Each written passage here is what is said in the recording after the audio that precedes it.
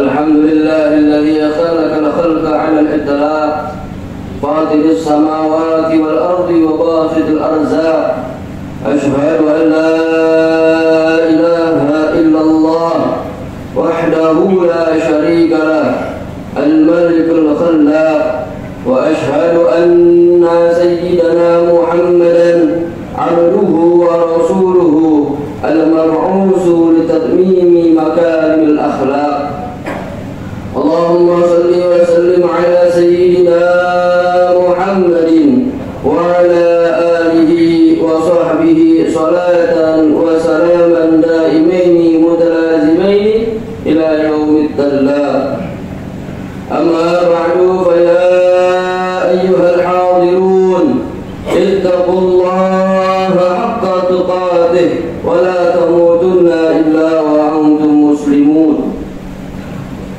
Wa'alaikumsalam muslimin jamaah Jumat yang dimuliakan oleh Allah Subhanahu wa taala.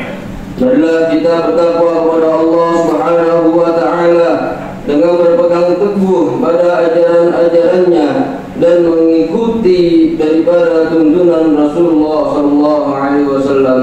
Agama Islam yang dibawa Rasulullah sallallahu alaihi wasallam tidak mengajarkan manusia melakukan perbuatan munkar yang tidak mempunyai akhlak yang luhur. Namun sebaliknya, Islam menyuruh manusia berakhlak yang mulia, berbudi baik, beradab sempurna, yang pada hakikatnya manusia sendirilah yang akan memperoleh faedahnya.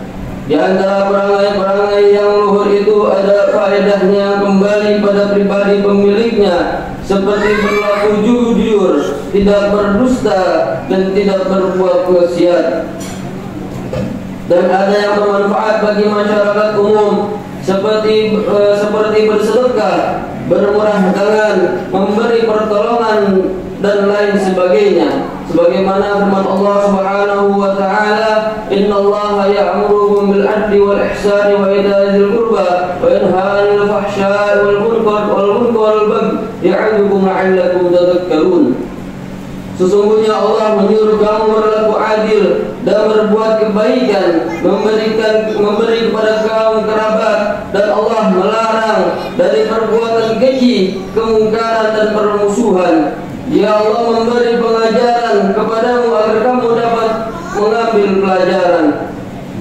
Ma'asyiral muslimin yang dimuliakan Allah Subhanahu wa taala. Rasulullah sallallahu alaihi wasallam dengan agama yang dibawanya sungguh mengemban isi atau misi yang sangat berat, yaitu membenahi kehidupan manusia yang pada saat itu sudah sangat menyeleweng dan sangat memprihatinkan, di mana-mana timbul keonaran, pemaksaan, pemerasan, penyiksaan dan lain sebagainya. Mereka pada saat itu bukan hanya tidak mau menyembah kepada Allah yang Maha Esa, tetapi benar-benar sudah tidak bermoral dalam hidupnya. Mereka suka menganiaya, enggan hidup bertetangga, yang kaya berbuat semena-mena terhadap yang miskin, yang kuat menindas yang lemah. Pendek kata, siapa yang kaya menjadi raja, dan siapa yang kuat dialah yang berkuasa. Di tengah-tengah umat manusia yang sudah sedemikian rusaknya, Nabi Muhammad SAW diutus oleh Allah untuk meluruskan kehidupan mereka, memperbaiki moral mereka. Nabi Muhammad SAW bersabda, "Innama bu'itsu liutammima makarimal akhlaq." Sesungguhnya aku diutus oleh Allah Subhanahu wa taala hanyalah untuk menyempurnakan kemuliaan akhlak. Kehadiran Islam di tengah-tengah umat manusia adalah untuk meluruskan kehidupan mereka agar berlaku baik kepada Yang Maha Pencipta, berlaku baik kepada sesama manusia dan makhluk-makhluk lainnya. Pengertian inilah yang sering dilupakan oleh umat Islam sendiri, sehingga di sana sini masih banyak orang Islam yang hanya aktif melakukan ibadah yang berkaitan langsung dengan Allah Subhanahu wa taala, seperti halnya puasa, zikir dan sejenisnya. Namun di segi lain mereka mengabaikan ibadah sosial. Mereka kurang memperhatikan ibadah sosial ini lantaran belum begitu mengerti keutamaannya, padahal kita tentu memaklumi bahwa banyak jalan untuk memperoleh pahala yang dapat menghantarkan seseorang masuk surga. Ibadah apapun bentuknya, baik yang berkaitan dengan hak Allah maupun yang berkaitan dengan hak adami, semuanya tentu dapat menghasilkan ganjaran. Tentunya ibadah itu disertai dengan keikhlasan. Allah Subhanahu wa taala berfirman, "Innallaha la yuzlimu mithqala dzarratin wa in taku hasanatan yudha'ifha wa yu'ti min ladunhu ajran 'azima." Sesungguhnya Allah tidak menganiaya seseorang walaupun seberat zarrah, dan jika ada kebaikan seberat zarrah, niscaya Allah akan melipat gandakan dan memberikan dari sisinya pahala yang besar. Ma'asyiral muslimin, jamaah Jumat diberkahi oleh Allah Subhanahu wa taala. Islam tidak hanya menekankan masalah ukhrawi, tetapi juga mengatur masalah duniawi, dan tidak ketinggalan mengajarkan masalah kemasyarakatan seperti adab berumah tangga, hidup bertetangga, cara bermuamalah, dan lain sebagainya. Pendek kata, tidak ada satu masalah di dunia ini yang tidak tercakup di dalam ajaran Islam. Semuanya ada di dalamnya. Oleh sebab itu, bagi siapa saja yang ingin hidup bahagia dan sejahtera di dunia maupun di akhirat, hendaklah ia mengikuti daripada jejak Rasulullah sallallahu alaihi wasallam. Karena pada diri beliau terdapat uswah atau tauladan yang sangat baik. Allah Subhanahu wa taala berfirman, "Laqad kana lakum fi Rasulillahi uswatun hasanah liman kana yarjullaha wal yawmal akhir wa dzakarallaha katsira." Sesungguhnya telah ada pada diri Rasulullah sallallahu alaihi wasallam itu suri tauladan yang baik bagimu, yaitu bagi orang yang mengharapkan rahmat Allah dan kedatangan hari kiamat, dan dia banyak menyebut Allah.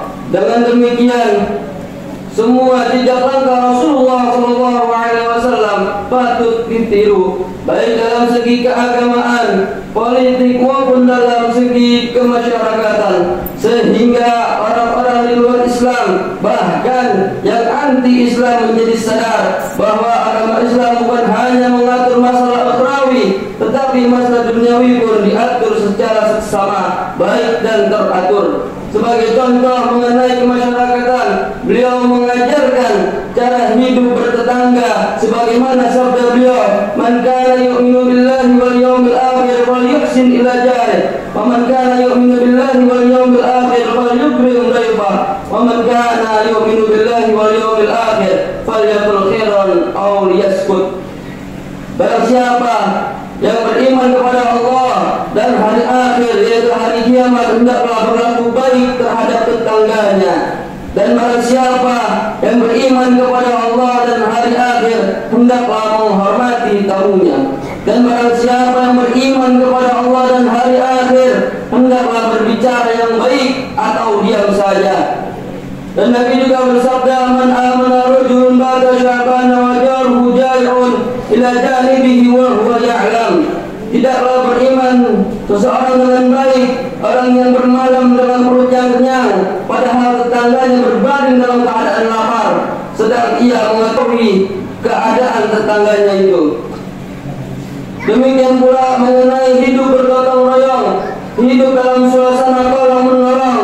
Banyak sekali hadis-hadis yang mengajarkan tentang itu, seperti halnya sabda Rasul sallallahu alaihi wasallam, "Man nafasa an mu'min kurbatan min kurabi dunya, nafasallahu anhu kurbatan min kurabi yaumil qiyamah." Barang siapa yang memudahkan kesulitan saudaranya, niscaya Allah akan memudahkan jalannya ke surga.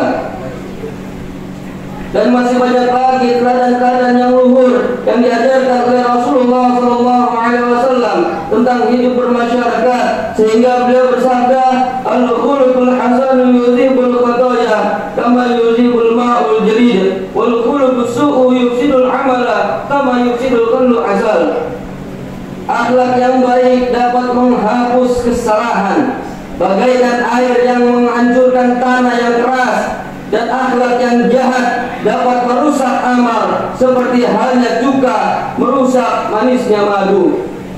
Itulah sebagian contoh yang dapat Al-Fakir kemukakan dalam khutbah Jum'ah ini, dan masih banyak lagi teladan-teladan yang luhur yang diajarkan oleh Rasulullah SAW. Mudah-mudahan kita bisa mengikuti jejak Rasulullah SAW dan mengambil pelajaran daripada akhlak Rasulullah SAW. Inna ahsanal kalami wa afdalun nizami kalamullahil malikil alam. A'udzu billahi minasyaitonir rajim. Ya ayyuhalladzina amanu taqullaha wa kunu ma'as shadiqin. Barakallahu li wa lakum bil Qur'anil 'azim wa nafa'ani wa iyyakum bil ayati wa dzikril hakim wa taqabbal minni wa minkum tilawatahu innahu huwas samiul 'alim. Aqulu qawli hadza wa astaghfirullahal 'azim li wa lakum wa lisa'iril muslimin wal muslimat wal mu'minin wal mu'minat fastaghfiruhu innahu huwal ghafurur rahim wa qul rabbighfir warham wa anta khairur rahimin.